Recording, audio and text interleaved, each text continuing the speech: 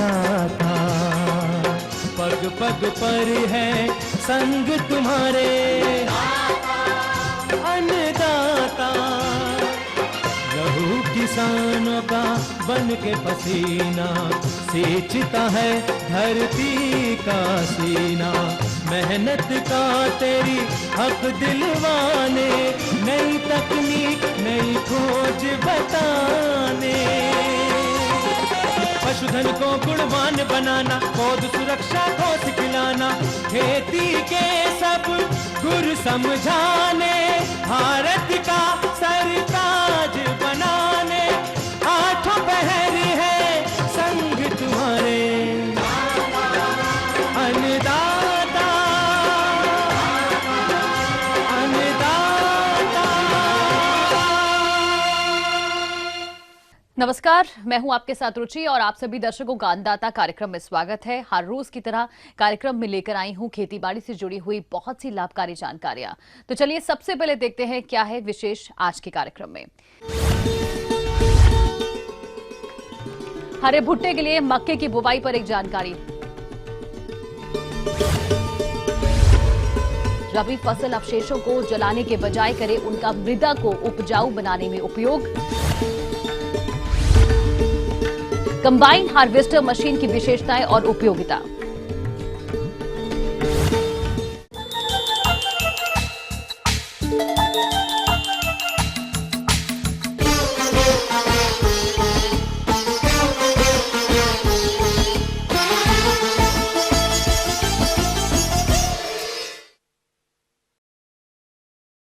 ग्रीष्मकालीन मक्का एक ऐसी नकदी फसल है जिसे कम समय में अच्छी आमदनी प्राप्त की जा सकती है, क्योंकि इसके हरे भुट्टे की बाजार में अच्छी मांग होने के कारण ज्यादा मूल्य पर बिकता है। और जिन किसानों के पास सिंचाई की सुविधा है, इसकी खेती करके अच्छा लाभ भी आप ले सकते हैं।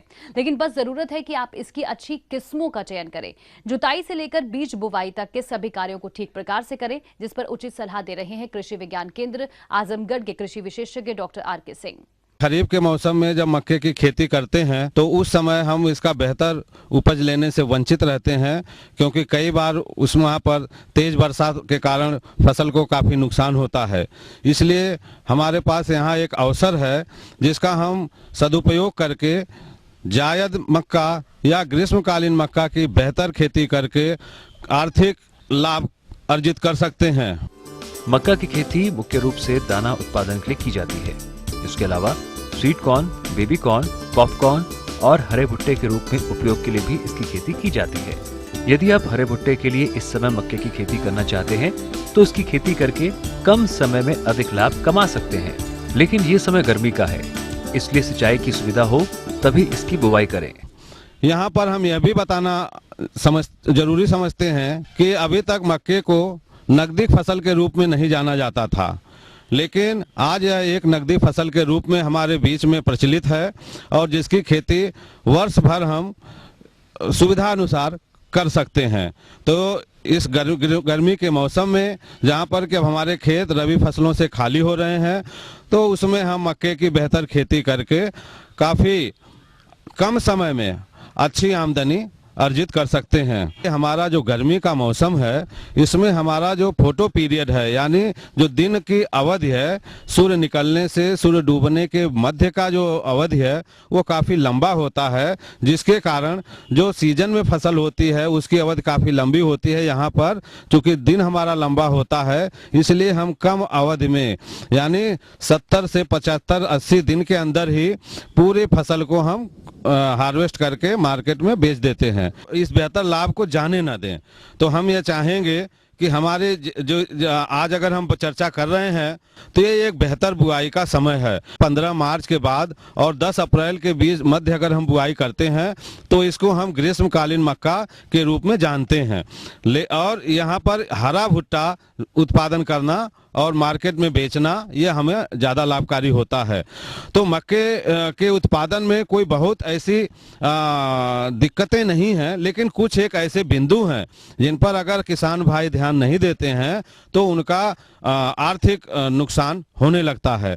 तो यहाँ पर यह आवश्यक है, चूँकि गर्मी की फसल कम अवधि की होती है, कम लंबाई की होती है और उसका फैलाव भी उतना सीजन के अनुसार नहीं होता है। तो यहाँ पर यह ध्यान रहे, चूँकि मक्के का उत्पादन अनिश्चित होता है, यानी एक मक्के के पौधे में आप एक भुट्टा भी प्राप्त कर सकते हैं, या आपका प्रबंधन अच्छा है तो एक पेड़ से आपको 2-2 भुट्टे भरपूर दाने वाले मिलते हैं। तो चूंकि इस मौसम में अधिक उपज देने वाले जैसे हाइब्रिड किस्म की प्रजातियां प्रचलित हैं, जैसा आप यहाँ देख रहे हैं कि यह प्रजाति जो है मालवी शंकर मक्का है, और इसके अलावा देवकी, VNR और आज़ाद करके कई जो है हमारे हाइब्रिड प्रजातियां किसानों के बीच में पॉपुलर हैं। 18 से 20 किलो बीज प्रति हेक्टेयर प्रयोग करना चाहिए। चूंकि जब हाइब्रिड बीज हमारे पास है, हाइब्रिड फसल हम लेने जा रहे हैं, तो इनकी पोषक तत्वों की मांग भी ज़्यादा होगी। तो यहाँ पर यह जरूरी है कि जो हम 120 से 150 किलो नत्रजन, 60 किलो फास्फोरस, 40 किलो पोटास और 40 किलो सल्फर की मांग जो है मक्के में तेजी से होती है, जो इनमें हरियाली बढ़ाने के लिए। इन उर्वरकों का प्रयोग कैसे करें? किसान भाइयों, जब आप खेती की तैयारी करें उस समय 50 kilogram urea, 130 kilogram DAP, 70 kilogram MOP और 40 किलोग्राम सल्फर का प्रयोग करें। जो फसलों कतार से कतार की दूरी है वह 45 सेंटीमीटर और पौधे से पौधे की दूरी 25 से 30 सेंटीमीटर रखना आवश्यक होता है। किसान भाई, जैसा हम जानते हैं कि गर्मी की ये फसल है, और जैसे ही हम इसकी बुआई कर लेते हैं तो हम 3-4 दिन बाद देखते हैं खेत हमारा ऊपर से सूख गया है, और धीरे धीरे हमारा हफ्ते भर के अंदर जमाव भी दिखाई पड़ने लगता है। यहाँ पर यह बात समाचीन है कि पहली सिंचाई हम 25 दिन से पहले कतई न करें। वो इसलिए कि इस दौरान जड़ों का विकास होता है, और जड़ें जो है अगर आप जल्दी पानी दे देंगे, सिंचाई पहले जल्दी कर लेंगे, तो उनमें जो विकास प्रभावित हो जाता है। पहली सिंचाई 25 दिन से पहले कतई न करें। इसके बाद क्योंकि मौसम भी फिर धीरे धीरे और तेजी से गर्मी की तरफ हम बढ़ने लगते हैं, तो जो दूसरी सिंचाई तीसरी सिंचाई का जो आपस में अंतर है वह नमी के अनुसार, मौसम के अनुसार हम 15 दिन के अंतराल पर उसकी सिंचाई करते रहें, ताकि जो है फसल की बेहतर पैदावार ली जा सके, और उसमें आपस में इस तरह की कोई ऐसी स्थिति न हो कि पानी के लिए कोई फसल में बढ़वार प्रभावित हो। तो इसलिए इन बातों पर विशेष ध्यान दिया जाना आवश्यक है। जब फसल 30 से 35 दिन की हो जाए, यानी कि घुटने के बराबर बड़ी हो जाए, तब 80 किलोग्राम यूरिया का प्रयोग करें, और जब फसल में जीरा निकल आए उस समय 55 से 60 किलोग्राम यूरिया का प्रयोग करें। अच्छा होगा यदि जीरा की अवस्था पर घुलनशील उर्वरकों का घोल बनाकर स्प्रे करें। बाजार में विभिन्न तरीके के घुलनशील उर्वरक उपलब्ध हैं, जिसकी 10 ग्राम मात्रा 1 लीटर पानी में घोल बनाकर प्रयोग किया जाता है।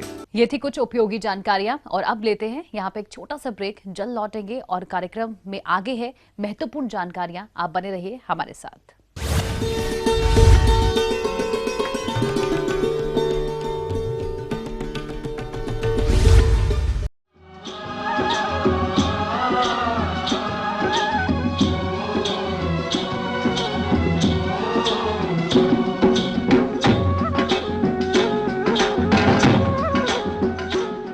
ब्रेक के बाद एक बार फिर से आप सभी दर्शकों का अन्नदाता कार्यक्रम में स्वागत है। बढ़ते हैं अपनी अगली प्रस्तुति की ओर।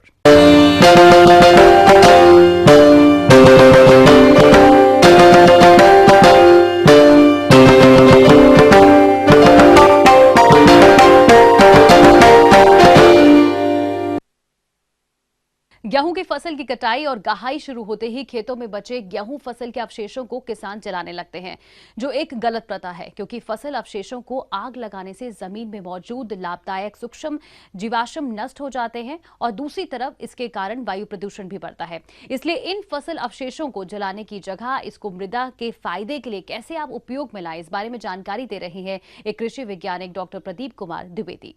किसान भाइयों, वर्तमान में हम देख रहे हैं कि इस समय हमारे गेहूं की जो फसलें वो तैयार हो चुकी हैं और वो इन फसलों को काटते हैं। काटने के बाद में जो नरवाई जलाते हैं, इस नरवाई जलाने पे नरवाई ना जलाएं, इस पे हम थोड़ी सी प्रमुख रूप से हम चर्चा करने जा रहे हैं। तो जैसा कि हम देखते हैं कि जैसे ये हमारी फसलें तैयार हो चुकी हैं और हम नरवाई जलाते हैं, नरवाई जलाने के इतने बुरे दुष्परिणाम होते चले जा रहे हैं कि हमारे देश का जलवायु परिवर्तन होता चला जा रहा है, फसलों के उत्पादन पर भी बहुत ज़्यादा प्रभाव पड़ता है। हमारे खेत की जो मिट्टी की उर्वरा शक्ति है वो क्षीण होती चली जा रही है, मिट्टी हमारी जो कड़ी होती चली जा रही है, उसमें उतनी उत्पादन क्षमता नहीं रह रही है। तो हम कृपया करके ये कोशिश करें कि हम इस नरवाई को ना जलाएं। इस नरवाई को जलाने से क्या होता है कि एक तो जो ये नरवाई जलाते हैं, ये इससे ग्लोबल वार्मिंग बहुत ज़्यादा हमारे तापमान धीरे धीरे से हम समझ नहीं पाते हैं, लेकिन ये हमारे तापमान को बहुत ज़्यादा प्रभावित करता है, जिससे असमय बारिश, आंधी, तूफान, इस तरीके की समस्याएं आ जाती हैं जो हमारी आगे आने वाली फसलों को बहुत ज़्यादा नुकसान करती हैं।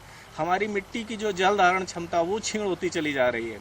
अगर हम इस तरीके की लगातार क्रियाएँ करते रहते हैं तो हमारी जल धारण जो क्षमता है वो हमारी मिट्टी की चली जाती है। जो हमारे खेत में जो पोषक तत्व या खाद मौजूद होती है, वो जैसे कि फास्फोरस हम देखते हैं वो हमारी खेत की ऊपरी सतह से जल जाता है। हमारे खेत का जीवाश्म जलता चला जा रहा है, जिसमें कि बहुत जितने असंख्य संख्या में हम देखते हैं कि एक चम्मच मिट्टी में हम देखते हैं इतनी ज़्यादा जीवाणुओं की संख्या होती है जितने हमारे संसार में प्राणी हैं। और वो सारे जब हम नरवाई जलाते हैं तो वो सारे जो है जीवाश्म जो है हमारा पूरा मिट्टी का जल जाता है, जिससे हमारी मिट्टी कड़ी हो जाती है। हमारे जो ऊपरी सतह पर जो पोषक तत्व मौजूद होते हैं वो जल जाते हैं। हमारे देखते हैं कि ऑर्गेनिक कार्बन जो होता है हमारी मिट्टी का वो समाप्त हो जाता है। हमारे खेत में जो पोषक तत्व होते हैं, विभिन्न प्रकार के पोषक तत्व जो हमारे पौधे के विकास के काम आते हैं, पूर्व फसलों के जो अवशेष होते हैं, जैसे कि हमारी दलहनी फसलें होती हैं, उसमें बैक्टीरिया होते हैं जो हमारे नाइट्रोजन का उत्पादन करते हैं वातावरण से, वो सारे समाप्त हो जाते हैं, वो नष्ट हो जाते हैं, जिससे हमारे खेत में जो मौजूद पोषक तत्व होते हैं वो धीरे धीरे ख़त्म हो जाते हैं। मिट्टी हमारी कड़ी हो जाती है और मिट्टी में जो वायु संचार होता है वो धीरे धीरे समाप्त हो जाता है। हमारी मिट्टी की जो जल धारण क्षमता है वो धीरे धीरे कम होती चली जाती है। इससे हमारी आगामी फसलें लेंगे तो उसमें जो उतनी मात्रा में वायु संचार होना चाहिए, पोषक तत्व मिलने चाहिए, वो नहीं मिलते हैं। हमारी जो ऑर्गेनिक कार्बन है, जीवाश्म है, वायु संचार की जो समस्याएं लगातार बढ़ती चली जा रही हैं, ये हम नरवाई जलाने से ये हमारा बहुत ज़्यादा दुष्परिणाम होता है। किसान भाइयों, देखा आपने कि खेत में पड़े फसल अवशेषों को जलाने से कितना दुष्प्रभाव पर्यावरण एवं खेत की मिट्टी पर पड़ता है।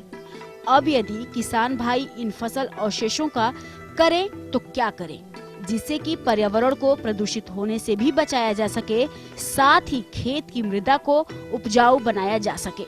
आइए जानते हैं। विभिन्न प्रकार के यंत्र जैसे हैप्पी सीडर वगैरह आ गए हैं, या बाद में अगर हम नरवाई न जला करके हम रोटावेटर से जैसे एक बार गहरी जुताई कर देंगे, बरसात होने से पूर्व, वर्षा होने पे थोड़ी सी समस्या आती है, तो वर्षा आने से पूर्व भी हम नरवाई को नहीं जलाएंगे। हम हैप्पी सीडर से जैसे मूंग की फसल ले सकते हैं और वो जो ऑर्गेनिक कार्बन मौजूद रहता है वो हमारे खेत में आगामी फसलें जो हम लेते हैं, जैसे कि मूंग लेंगे, वो हमारी खाद का काम करती है। जैसे रोटावेटर अगर हम चला लेते हैं तो हमें देखते हैं कि जैसे कि हमने रोटावेटर चलाते हैं तो उससे क्या होता है, धीरे धीरे वो नरवाई कट करके नीचे चली जाती है और वो खाद का काम करती है। इससे हमारी दूसरी एक हो जाता है कि गर्मी की गहरी जुताई हो जाती है। गर्मी की गहरी जुताई होने से क्या होता है, जो विभिन्न प्रकार की फफूंद से आने वाली बीमारियां हैं, जैसे चने में विल्ट आ जाता है, मसूर में आपका विल्ट आ जाता है, आप देखते हैं अरहर में आपका विल्ट जो आता है, ये जो उकठा आता है, ये बीमारी जो फफूंद से आती है। और जब हम गर्मी की गहरी जुताई जब हो जाती है, रोटावेटर से हम चला देते हैं, तो जो ये फफूंद जमीन पे मौजूद रहते हैं, जो कीट आते हैं, कीट की अवस्थाएं, अंडे हैं, उसका लार्वा है, उसका प्यूपा है, उसकी इल्लियाँ हैं, ये सारी ज़मीन में मौजूद रहती हैं। और जब हम रोटावेटर चला देते हैं तो मिट्टी खुल जाती है, और जब सूर्य का प्रकाश पड़ता है तो उससे जो ये फफूंदे रहती हैं, बीमारियाँ रहती हैं, उनके अवशेष जो होते हैं वो नष्ट हो जाते हैं। इन कीटों की जो अवस्थाएँ हो जाती हैं नष्ट हो जाती हैं। खरपतवार के भी बीज पड़े रहते हैं, वो सूख जाते हैं, नष्ट हो जाते हैं, खरपतवार भी नष्ट हो जाता है। इसलिए ये हमारे लिए दोहरा काम करता है। एक तो गर्मी की गहरी जुताई भी हो जाती है, और इस नरवाई को हम खाद के रूप में भी इस्तेमाल कर सकते हैं। और हैप्पी सीडर वगैरह, जिससे हम मूंग की बुआई, गर्मी की मूंग की बुआई हम जो जायद सीजन में करते हैं, जायद मौसम में करते हैं, तो मूंग की हम बुआई कर सकते हैं और हम फसलों को ले सकते हैं। तो किसान भाइयों से हमारा यही अनुरोध है कि इस नरवाई को ना जलाएं, ये नरवाई जलाना बंद कर दें। कृपया करके वो रोटावेटर चला करके उस नरवाई को खाद के रूप में इस्तेमाल करें, और विभिन्न प्रकार की जो कीट और रोग की अवस्थाएं रहती हैं वो भी समाप्त हो जाएंगी धीरे धीरे। आगे और भी है कुछ रोचक जानकारियां, पर यहाँ पर रुकेंगे एक और छोटे से ब्रेक के लिए। जल्द हाजिर होते हैं।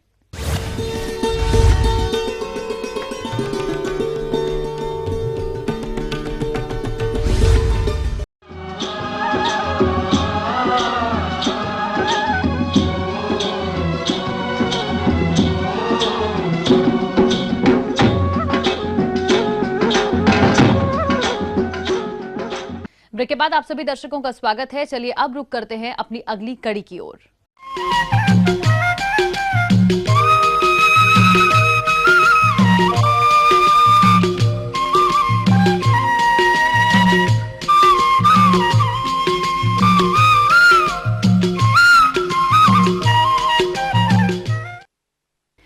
अपने प्रदेश में रबी फसलें परिपक्व अवस्था में है और बहुत से क्षेत्रों में इनकी कटाई की शुरुआत भी हो चुकी है। लेकिन इस समय फसलों की कटाई के लिए आमतौर पर किसानों को मजदूर नहीं मिलते हैं, जिससे फसलों की कटाई गहाई में देरी भी हो जाती है। आपको ये भी बता दें कि किसानों की इस समस्या को देखते हुए कृषि वैज्ञानिकों ने कंबाइन हार्वेस्टर यंत्र का आविष्कार किया है। तो इस यंत्र की खासियत क्या कुछ है और किसानों के लिए किस प्रकार से ये उपयोगी है, आइए जानते हैं कृषि अभियंता मनोरंजन कुमार से। तो कंबाइन हार्वेस्टर से अगर हम कटाई करें तो सीधी सी बात है, अगर मशीन से कोई भी काम करते हैं तो हमारा श्रम शक्ति जो समय का काफ़ी बचत होता है। तो सबसे पहले तो हमारा जो मजदूर का कमी को दूर करने के लिए मशीन का हमारा प्रयोग करते हैं। इस मशीन से अगर खेतों में जो हमारा स्टैंडिंग क्रॉप है, जो खड़े पौधे हैं, उसके लिए व्यवहार में किया जाता है। किसान भाइयों, किसी यंत्र का प्रयोग करने से पहले उससे संबंधित सभी जानकारियां प्राप्त कर लेनी चाहिए। यदि कंबाइन हार्वेस्टर की बात करें तो ये किस प्रकार कार्य करता है, आइए जानते हैं। ये कंबाइन हार्वेस्टर 2 मीटर से लेकर के अप टू 4 मीटर तक का चौड़ाई का आता है। तो 2 मीटर से चौड़ाई 4 मीटर तक का चौड़ाई है, इसलिए इसका जो कैपेसिटी होगा पर घंटा या पर डे, अगर हम पर दिन निकालें प्रतिदिन, तो वेरी करेगा। ये लगभग अगर देखेंगे तो एक दिन में ये अगर आपका 3 हेक्टेयर से लेकर के आपका 5-6 हेक्टेयर तक कर देता है। डिपेंड करता है कि ये आपका कितनी चौड़ाई का मशीन है। स्वाभाविक है, अगर कम चौड़ाई के होगा तो ज़्यादा समय लगेगा, और ज़्यादा चौड़ाई का है तो कम समय लगेगा। तो इसमें आप देख रहे होंगे कि ये जो बड़ा वाला भाग लगा हुआ है, ये रील कहलाता है, और रील के नीचे ठीक देखेंगे ब्लेड लगा हुआ है, यही काटता है, पौधा को काटता है। और ये ऑगर एक लगा हुआ है जो कि आप देख रहे हैं, ये करीब 4 मीटर चौड़ाई है। इसको जो पूरा 4 मीटर का करता है, और ये ऑगर रील जो है उसको एक पीछे की ओर समेटता है, प्लेटफॉर्म पे लाता है।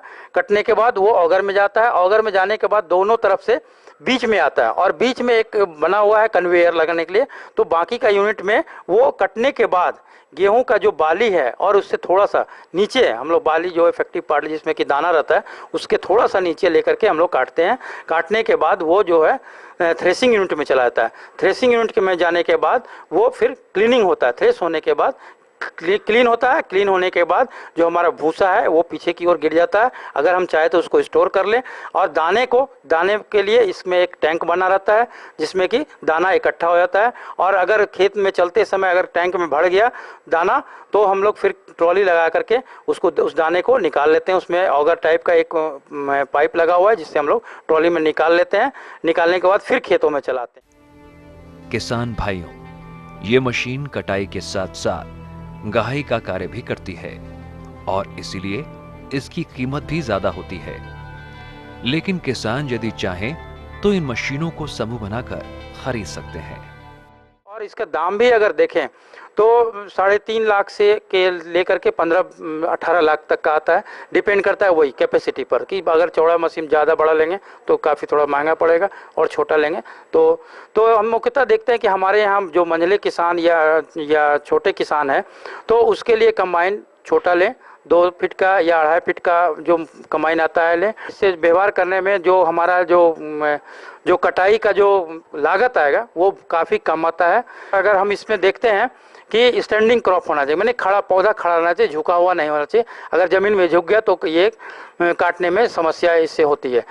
तो इस तरह से देखेंगे कि जो हमारा जो काटने में जो हमारा मजदूर लगता है, करीब 25 से 30 मजदूर हमारा 1 हेक्टेयर में लगता है, और जो समय लगता है वो करीब अगर हम देखें 25 से 30 एक दिन में अगर लगाते हैं मजदूर को तो कटनी करता है।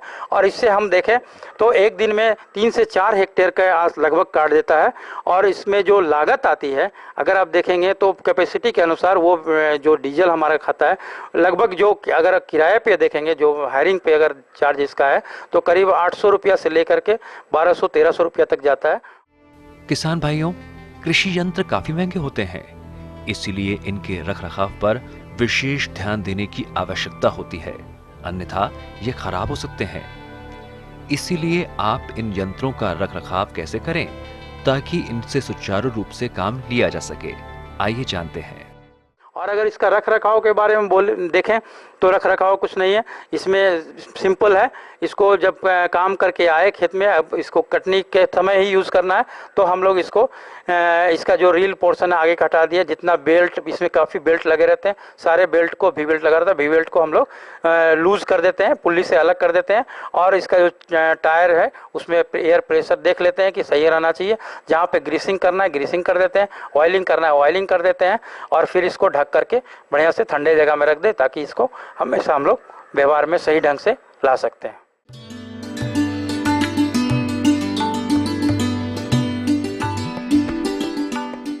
हेल्पलाइन निशुल्क फोन संपर्क सेवा के माध्यम से आपके द्वारा पूछे गए कृषि से जुड़े प्रश्नों में से 1 या 2 महत्वपूर्ण प्रश्न को हम अपने कार्यक्रम में शामिल करते हैं, और इसी के तहत आज का चयनित प्रश्न और उसका जवाब इस प्रकार है।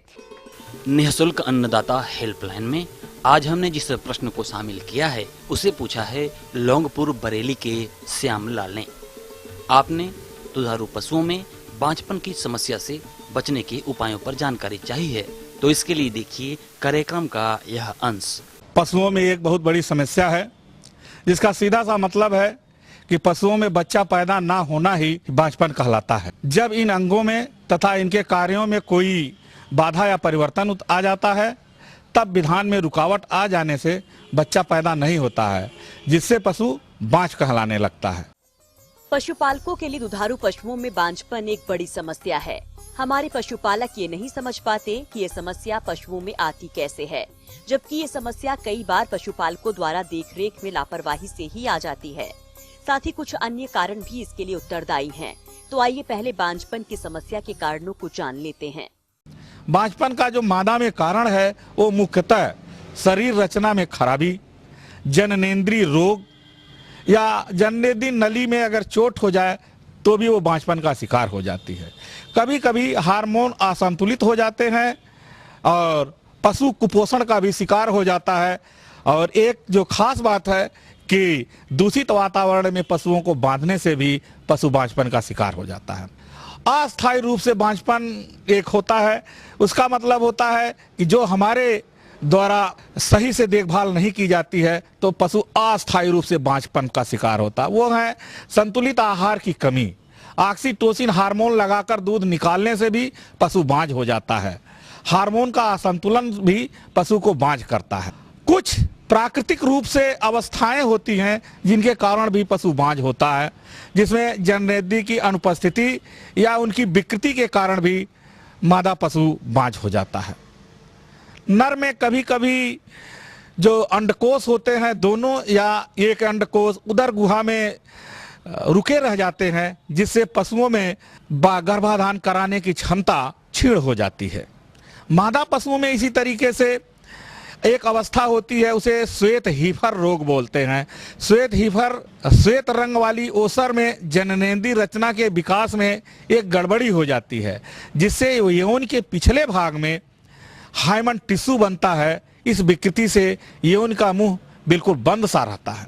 तीसरी अवस्था होती प्री मार्टिन, जब बच्चा अपने माँ के पेट में नर और मादा दोनों होते हैं, ऐसे में हार्मोन का संतुलन गर्भकाल के समय ही बिगड़ जाता है और जब बच्चियां बड़ी होती है तब वो बांझपन का शिकार हो जाती है। और कुपोषण का कारण भी एक बहुत बड़ा कारण है, जिसमें लगभग 20 से 40% पशु प्रति वर्ष बांझ हो रहे हैं।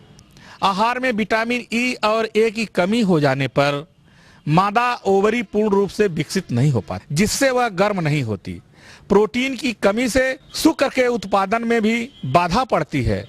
कैल्शियम और फास्फोरस की कमी से पशु का उपजाऊपन खत्म हो जाता है।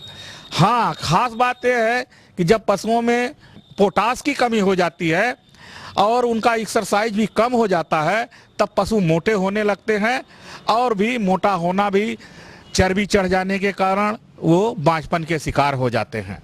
ये समस्या पशुओं में क्यों और कैसे आती है, हमारे विशेषज्ञ ने विस्तृत चर्चा की। अब हमारे पशुपालक ये भी जानना जरूर चाहेंगे कि स्वस्थ पशुओं को इस समस्या से कैसे बचाया जाए और साथ ही जो पशु बांझपन से ग्रस्त हो गए हैं उनका उपचार कैसे किया जाए। तो आइए अब इस विषय पर पूरी जानकारी लेते हैं। आहार में पोषक तत्व जैसे प्रोटीन, विटामिन, खनिज पदार्थ की कमी को पूर्ण करने पर पशु को बांझ से बचाया जा सकता है। हमें यह याद रखना चाहिए कि पर्याप्त तापक्रम, रोशनी और हवा का वातावरण पशु के गर्भाधान में बहुत ही सहायक होता है। इसलिए पशुशाला स्वच्छ होनी चाहिए और रोशनी बराबर पहुंचनी चाहिए, जिससे उसे प्रजनन अंग सही से काम करते हैं।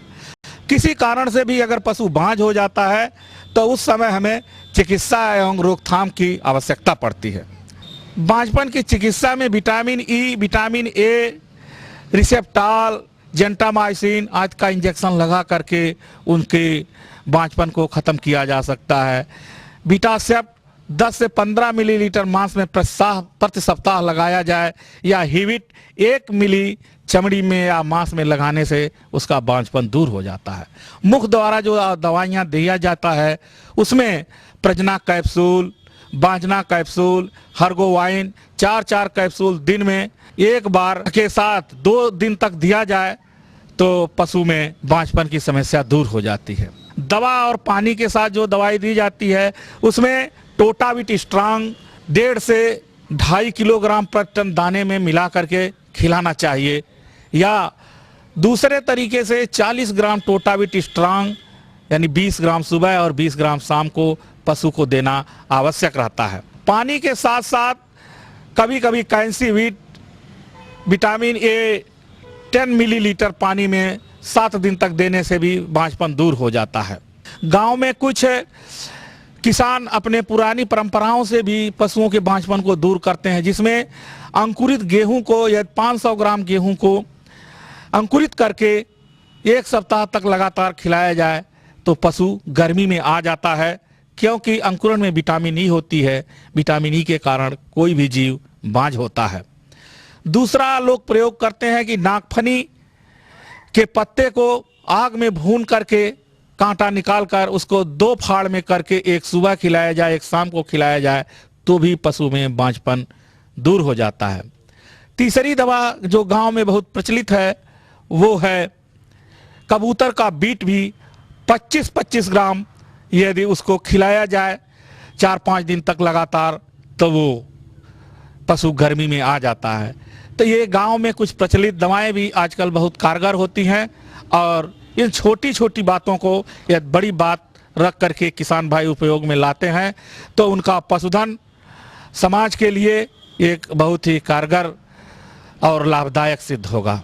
हम ये उम्मीद करते हैं कि आज का कार्यक्रम आप सभी दर्शकों के लिए उपयोगी रहा होगा। किसान भाइयों, अन्नदाता आपकी सेवा के लिए हमेशा से ही संकल्परत रहा है और कृषि संबंधित समस्या एवं सुझावों के लिए आप हमें इस पते पर संपर्क कर सकते हैं।